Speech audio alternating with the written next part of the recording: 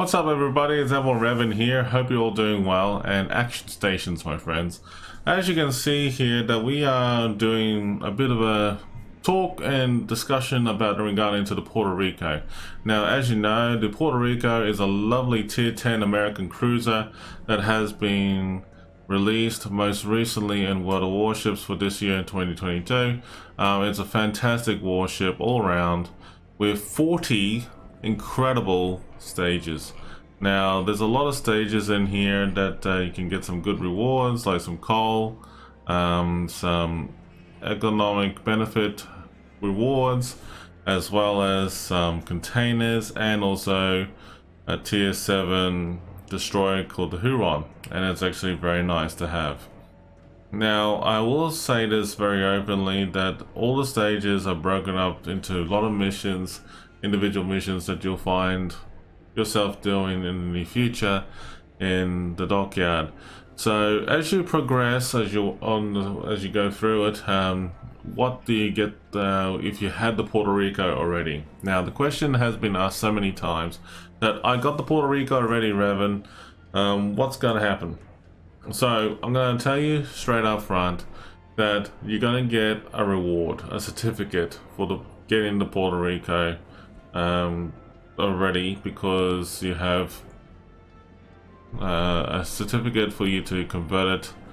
And honestly, the reward for the certificate is based upon that you already have the Puerto Rico in your tech tree, your dockyard, or whatever you want to call it, and you already got it in game, and you're saying to yourself, I already got the Puerto Rico already, but I got a certificate. What does that mean? Well, to fast forward a little bit, I will tell you this much. That the certificate is designed to acknowledge that you have already got the Puerto Rico already in your port, and you're gonna be very happy with the rewards. Okay, so what you're gonna do with it is that you can use that certificate to convert it into certain rewards, and it is very beneficial. The benefits of these rewards are comprised of doubloons, some steel, maybe some coal, or a few other things as well. We will go in depth with you as we showed in this video. As you see in this video right now, we are going through several stages to get the Puerto Rico constructed. I'm showing it as a bit of show and tell in this video, as discussed about like the pros and cons about the Puerto Rico in this video. The Puerto Rico, to me, I can tell you this much. The Puerto Rico to me is a very good warship for a lot of reasons, because it's basically an Alaska at tier 10, pretty much. If you know the Alaska at tier 9, it looks like a mini Iowa, but it does a good job. It has good radar, hydroacoustics, it has good maneuverability, it's good gunfire power, and a few other things about it is pretty generally solid. Okay, the one thing that the Puerto Rico has over the Alaska is that, generally speaking, the Puerto Rico can take a solid hit, whereas the Alaska probably can't. So that's pretty much the big difference between the two. Obviously, when super battleships come and see it, they actually can. It goes without saying that the Puerto Rico and the Alaska get nailed from it, but that's okay. So as you can see here, approaching the stage 25, basically you get a tier 7 warship called the Huron. Now the Huron is a fantastic Commonwealth destroyer that you actually can sit back, relax, and enjoy having fun with your friends and doing operations, all ranked random battles, brawls, or whatever. It's actually like the Haida. If you like the Haida, you'll like the Huron. And honestly, for what it's worth, the Huron does a very good job of that as well. Good for harassing the enemy, but at the same time, good for spotting. Good for torping the enemy, good for gunfighting as well. But generally speaking, that ship is pretty nice. As you can see here, that the dockyard is actually constructing this lovely ship pretty well. And as we're approaching, to certain stages of this video, As you can see, that this ship is actually doing very well to get to where it is today. Mind you though, I have to say that the Puerto Rico is actually looking great in this video. As you can see that the guns are getting put together, and you know, like that short cinematic that you saw earlier with the ship being towed into the sea or the ocean, it looks actually very nice. But look at this, like it's actually very nice to see that the ship's getting built in the dockyard, and it looks actually very nicely done. At the time of this video, you have about 43 days to still have the opportunity to construct this warship. This warship is worthwhile getting. I will say that very openly to anyone out there who is thinking about investing the money to get the starter pack, do whatever to do, and get the starter pack in ahead of at least a good 18 stages. By all means do so. From there on in, it's all on you. But it looks very nice though. So the question is though, what happens if you deliberately buy the ship outright with doubloons? I know there's a lot of people out there that probably have a lot of doubloons anyways, to waste it on getting the Puerto Rico straight up front, and hey, that's more power to you for the wallet warriors out there. But or the people who love collecting ships.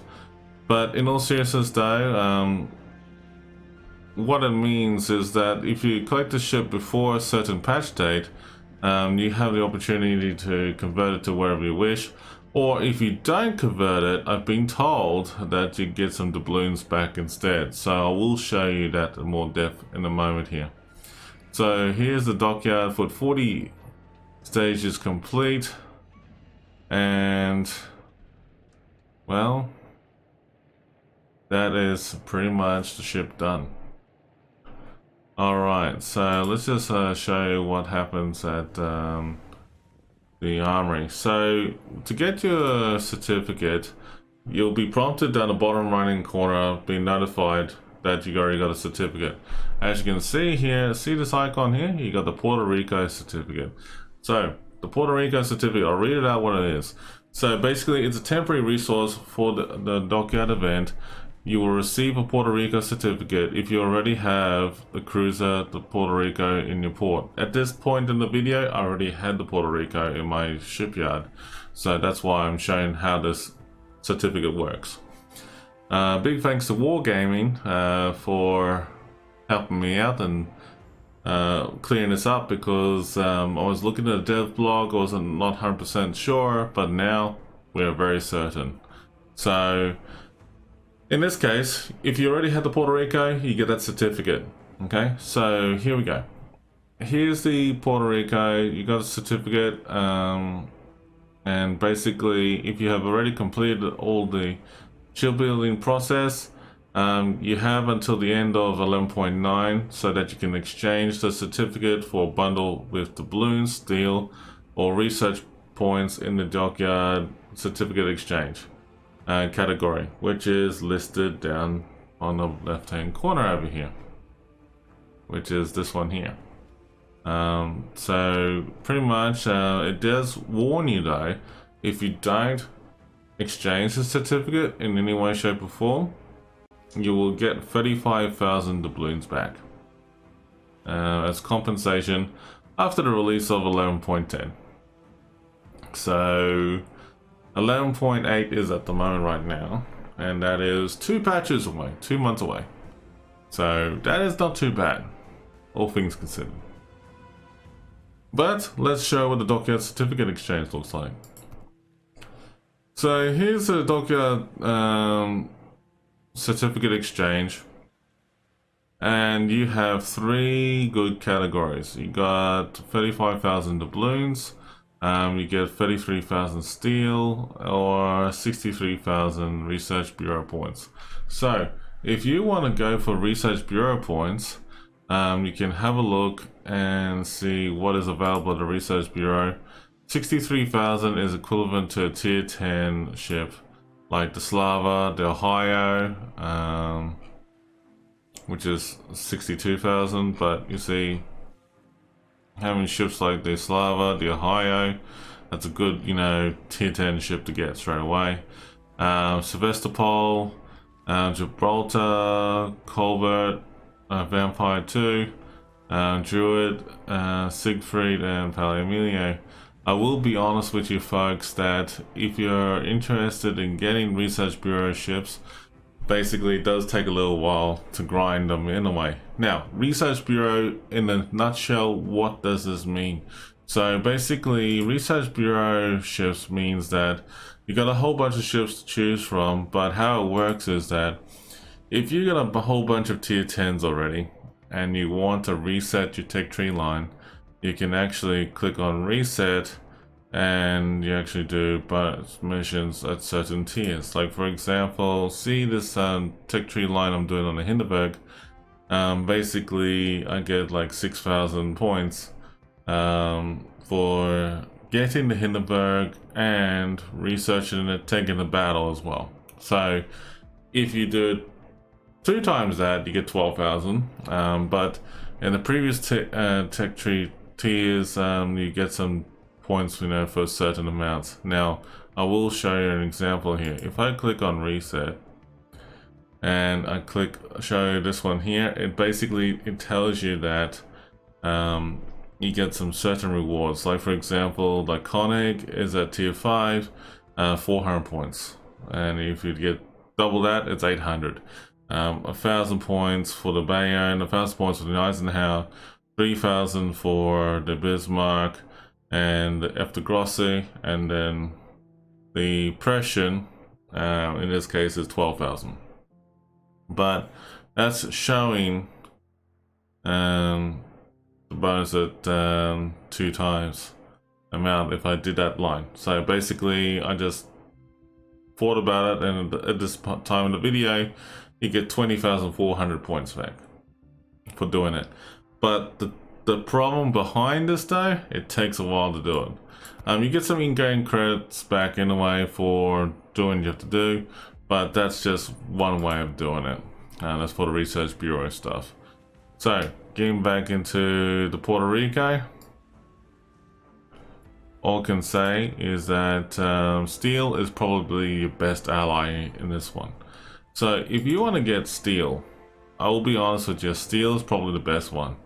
Why? I'll show you why. So basically, if you go into the ships in the armory and go to steel, you got a bundle of ships in there that you can probably convert your steel into. Okay, so as you can see that I have like literally 12,124 steel at the moment right now. That's actually pretty not bad in all seriousness though. And that's by doing, you know, clan battles, brawls, ranked, and a few other things as well. When, you know, certain, or even doing the dailies, you get some, you know, good rewards in the game, and you can accumulate it, and, you know, that goes without saying. So pretty much, if you're looking for getting some good rewards out of it, that's a good way to put it towards. Now, if you have, like, say for example, some coupons, you can use the coupons to help, you know, purchase these ships at a cheaper price. Now, for example, at 33,000 steel, I'll probably get myself a tier 10 FDR. Well, that is actually tempting fate. But it's really, you know, like out there with this opportunity here. But at least it gives you an opportunity to choose whatever you feel is right for yourself. I mean, like, you got like the Shikishima, Mecklenburg, Incomparable, Bourgogne, Austin, Plymouth, Stalingrad, and Ragnar. Now, I will mention this very openly to you. In World of Warships, it is hard to get steel. I will tell you that again. It is very hard to get steel in World of Warships. The pros and the cons behind both arguments and behind this is that it's nice to have steel warships in that, because it feels like you're really pushing hard and getting a reward out of this, and at the same time that these ships are very rare for you to go up against, unless you've been playing clan battles in a clan that actually does clan battles a fair bit and actually get this, you know, big rewards. The problem behind it that I find with any ship that I see in a battle like this is that people have a tendency to rush in with these warships if they don't know how to play them correctly. But the thing is that these are not available for you to play on the PTS unless you already have them. That's the problem.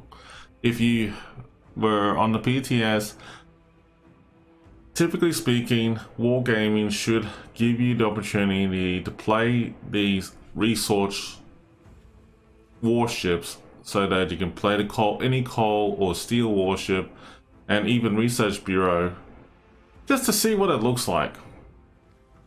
Me being a CC, it's different because on a press account I can have access to all these ships and actually check them out and have a look for myself.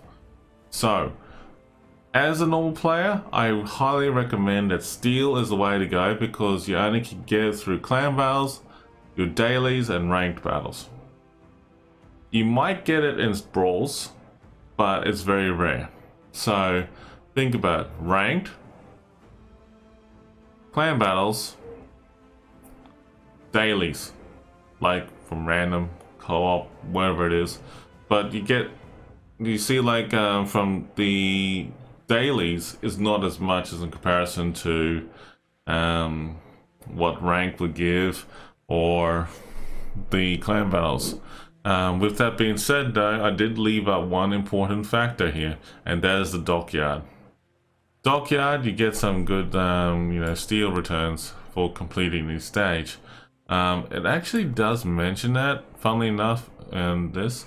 So with the Puerto Rico event, it says like, you will receive 250 steel instead of each additional phase. So dockyard missions, if you are doing well in getting the progression of this to get the ship you want, you're going to get like some steel behind it. So that is pretty cool. Like it's a good way to get your way into it. Now, since I'd done the grind, did the time to get the steel I wanted, like an everything with the Puerto Rico, now I can push into the button of making a choice of decision making. And my choice in this video is gonna be steel. So when you get the Puerto Rico certificate and you're ready to make the choice, what I recommend you to do first is that for yourself is that sit back, take time to quickly look at the ships that you're gonna get with the opportunities for each one. The balloons, you can always buy doubloons. This is the thing. The balloons, to me, you always can buy doubloons because like you can whip out your credit card, for example, and buy more doubloons for yourself in game anyway from the premium shop. That defeats the whole purpose, really. But free 35,000 doubloons, I can't argue with it. However, even if you don't spend the certificate, you get that amount back anyway, so give or take. With that being said though, it should have been with some coal. The three choices should be steel, coal, and research bureau, not doubloons. But for people out there who are just free to play and don't have much money to fork out these days, and I understand why, yes, I'll probably go with the doubloons in that case. Now, if you're in a situation that you prefer the Research Bureau warships than the steel, Research Bureau is a bit of a catch-22, and I'll say this, as I said before earlier. It depends how many Tech Tree ships you reset, and remember, it does take a while to grind back up to tier 10, especially the super ships, depending which line you go for, and it does take a while to get back up there again. It really does. But look, it really depends what you want to do. It really does. So just by looking at it, I would definitely say first preference is steel, second preference is Research Bureau, third preference is doubloons in this video. Now I'm going to go ahead and click steel.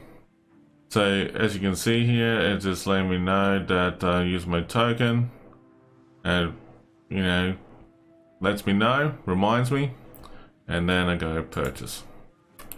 In this case, I'm going to buy the steel, and ta-da!